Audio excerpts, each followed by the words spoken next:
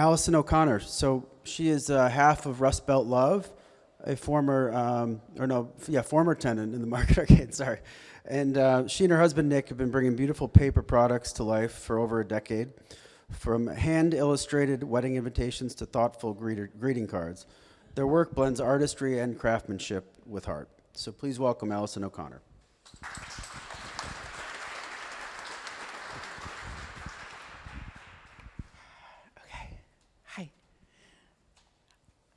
I met Matt in 2014 when I first came here, so. Okay, if you close your eyes, you can picture the handwriting of someone you love, right? A parent, a grandparent, a partner. Handwriting is like a fingerprint. It's unique, it's instantly recognizable, and it's full of feeling.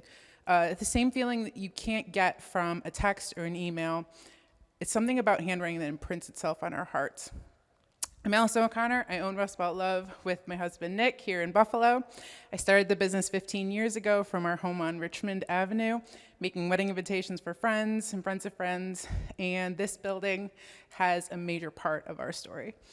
In 2014, we applied for the Queen City Pop-Up Program. It was an initiative to bring back retail to Main Street by giving small businesses short-term retail space in this building. I had no plans of opening a retail shop, but it was free retail space during the holidays, and I had a newborn that I could bring with me, and it felt like a chance worth taking. Something magical happened.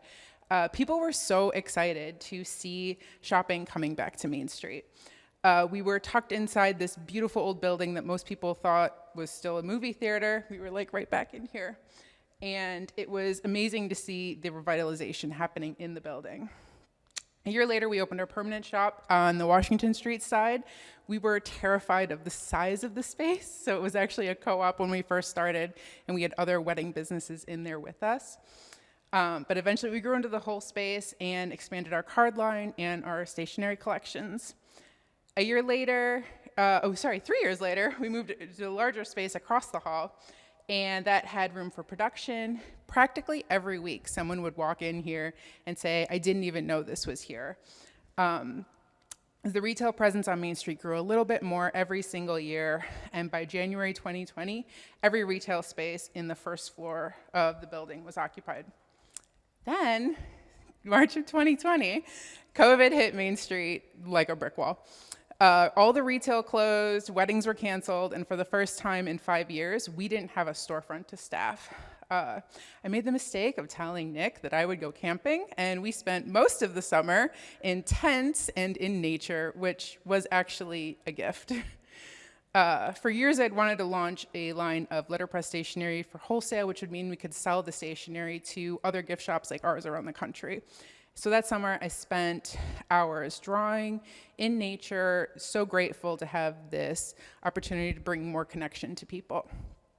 So that by that fall, we had a line of sentimental handcrafted letterpress stationery that we hoped would work as a jumping off point for people to connect, to say hi, just share their feelings in a more significant way than a text during such a collectively difficult time. So even though the building was quiet, we used the space for production and meetings, and in 2021, we did our first trade show in New York, where we could launch on a more national scale, and the response was really overwhelming. People were craving connection, and greeting cards do that in a way that is accessible and tangible and nostalgic. By early 2023, our cards were in 1,000 stores nationwide, like Barnes & Noble, Paper Source, Meijer grocery stores, and a bunch of independent shops like our own. Wholesale had outgrown our wedding work, and we realized that the beautiful space that we were in should not be used for production. We started to ask ourselves if it was time to leave. So we have made wonderful, amazing friendships here, like Kelly and Jeremy from Chef Redbeard, and as they were expanding and talking about taking over more space, and we were talking about moving on, it seemed like the best move would be for them to take over both spaces, and I think that's the only way we were able to leave. So we tore down our garage and built a new production facility behind our house. While it was efficient, we missed people and that connection. So we started doing more markets, and the feedback, the smiles, the story, that's the whole point of what we do. So being able to connect with people in that way, we really started to see that how hard the last year and a half has been on small businesses. The question we always come back to is what we can do, and in March we did an experiment where we sent a greeting card every single day for a month to a different person, and the response was actually amazing. Then in May, I had a stroke. It was a freak and unexpected thing that uprooted our entire life. I am okay and very grateful, but what overwhelmed me most was the outpouring of love and the mountain of handwritten notes we received. Each card was a reminder that we were not alone, and that even when someone can't be there in person, for the price of a stamp and a moment of their time, someone cared and wanted me to know. So it makes heavy times feel lighter in a way that doesn't make it necessarily better, but it makes it bearable. So we keep making art. We keep making pretty things. We talk about what we have in common instead of all the ways that people try to make us feel like we're different. This fall, we launched a bunch of new products that are pretty things that make life a little bit better. We have stickers and notebooks and things that for a brief moment bring happiness to your day, a place to journal, anything like that. We make notes to tell someone that I'm thinking of you, and at any time, takes a moment to give to someone else. So when I started, you may have thought, who cares about handwriting? But all the little notes that we used to leave each other 20 years ago, like I just ran to the store, or call me when you get there in a suitcase, most of that has been replaced by technology.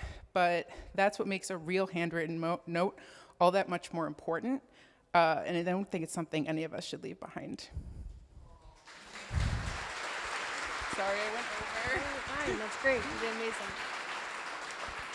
Thank you so much. Your attention to detail and the handwritten notes are really heartfelt, and you can tell in your presentation.